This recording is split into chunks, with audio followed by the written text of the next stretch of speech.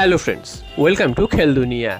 আগামী মরশুমে মোহনবাগানের বিদেশি কারা হবে সেটা নিয়ে এখন থেকেই মোহনবাগান সমর্থকদের মধ্যে জল্পনা শুরু হয়ে গেছে। তো তোমাদের জানিয়ে দিই, এই মরশুমে যেসব বিদেশিরা খেলেছিল তাদের থেকে অনেকজন বিদেশি কিন্তু বাদ চলে যাবে। থাকবেন শুধু দিমিত্রি পেট্রাটস, তিনি তো মোহনবাগান সমর্থকদের নয়নের মণি।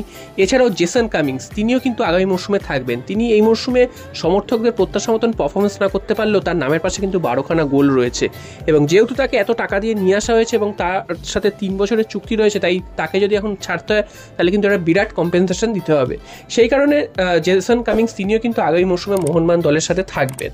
তো এবার প্রশ্ন হচ্ছে, তাহলে বাকি 5 জন বিদেশি অর্থাৎ Joni Kaukko, Armando Sadiku, Brandon Hamill, Hector Yuste এবং হুগো বুমো, এই প্লেয়ারদের কি হবে? তো যা খবর তাতে কিন্তু প্রত্যেককেই মোহনবাগান এই মরশুমের জন্য ছেড়ে দেবে, এই মরশুমে ছেড়ে দেবে। তো জনি কাউকো তিনি প্রথম দিকে এসে খুব ভালো খেললেও শেষ দিকে এসে তিনি কিন্তু এত গরমে পেরে উঠছিলেন না, তাই জন্য জনি কাউকোর বদলি হিসাবে মোহনবাগানকে ভালো একজন বিদেশি নিতেই হবে। এছাড়াও হেক্টর ইউস্তে, তিনি ডিফেন্সের মেন স্তম্ভ ছিলেন। তো হেক্টর ইউস্তের বয়সজনিত একটা কারণের জন্য আগামী মরশুমে তাকে নাও দেখা যেতে পারে। ব্র্যান্ডন হ্যামিল, তিনি কিন্তু এই মরশুমে চোটাঘাতের জন্য সে অর্থে খেলতেই পারেননি। আর আর্মান্দো সাদিকু, তার প্রতিও যে প্রত্যাশা ছিল সেই প্রত্যাশা অনুযায়ী তিনি কিন্তু খেলতে পারেননি, তাও তার নামের পাশে 8-9টা গোল রয়েছে।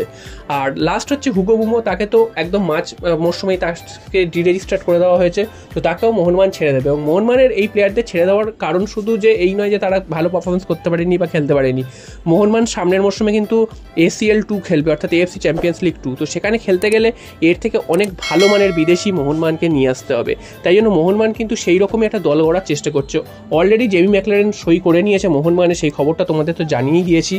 এছাড়াও আরও একজন প্লেয়ারের দিকে মোহনবাগান কিন্তু এই মুহূর্তে নজর রাখছে, সেটা হচ্ছে রুজবে চেসমি। তো অনেক প্লেয়ারেরই নাম এই মুহূর্তে শোনা যাচ্ছে, তবে রুজবে চেসমি এই নামটা এর আগেও শোনা গেছিল যে মোহনবাগানে আসতে পারে, কিন্তু তখন মরশুমের মাঝপথে, তো সেই সময় আসবে বলে মনে হয়নি।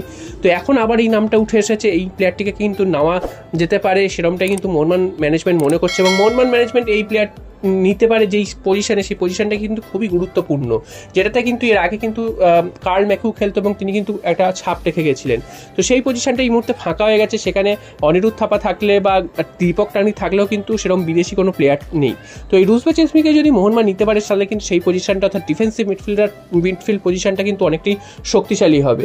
এবং এই প্লেয়ারটির বয়সও কিন্তু 30-এর মধ্যেই রয়েছে। ইরানের জাতীয় দলের হয়ে তিনি ফুটবল খেলেন। ইরান এশিয়ার অন্যতম শক্তিশালী দেশ ফুটবলে, এবং তারা কিন্তু প্রায় র্যাঙ্কিংয়ে 1 থেকে 2 নম্বরের মধ্যেই থাকে এশিয়াতে। তো সেরকম একজন ইন্টারন্যাশনাল ফুটবল খেলা প্লেয়ার এই মুহূর্তে ইরানের জাতীয় দলের হয়ে খেলছেন। তো সেই প্লেয়ারটিকে যদি মোহনবাগান নিতে পারে তাহলে কিন্তু এই পজিশনটা মোহনবাগানের জন্য যথেষ্ট শক্তিশালী হবে। এছাড়াও কিন্তু আরও বেশ কিছু প্লেয়ারের নামও কিন্তু মোহনবাগানের লিস্টে রয়েছে।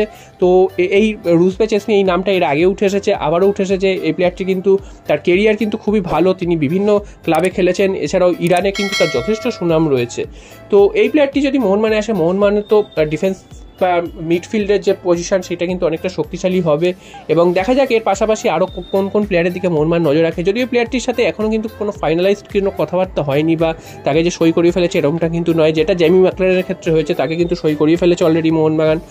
এবং এই প্লেয়ারটির দিকে নজর রেখেছে, দেখা যাক শেষ পর্যন্ত এই প্লেয়ারটিকে জালে তুলতে পারে কিনা। যদি তুলতে পারে তো কেমন হবে তোমরা অবশ্যই কমেন্ট করে জানিও, এবং এই প্লেয়ারটি যদি মোহনবাগানে আসে মোহনবাগানের কি আদৌ লাভ হবে কি ক্ষতি হবে সেটাও তোমরা কিন্তু অবশ্যই কমেন্ট করে জানিও।